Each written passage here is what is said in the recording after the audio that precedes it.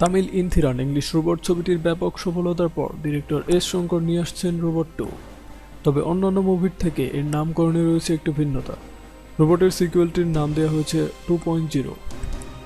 মুভিতে চমক হিসেবে থাকছে বলিউডের অক্ষয় কুমার।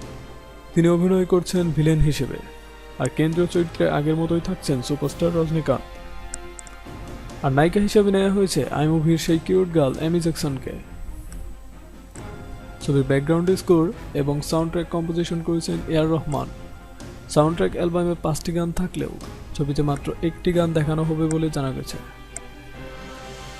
মুভির শুটিং হয়েছে মরক্কো, ইউক্রেন এবং ইন্ডিয়ার বিভিন্ন জায়গায়।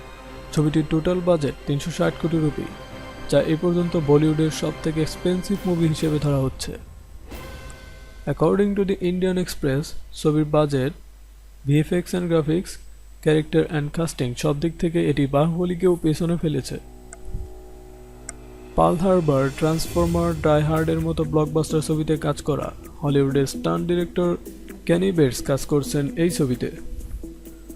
সবকিছু বিবেচনা করে এটি শঙ্করের আরেকটি ব্লকবাস্টার ছবি হিসেবে আশা করছে সবাই।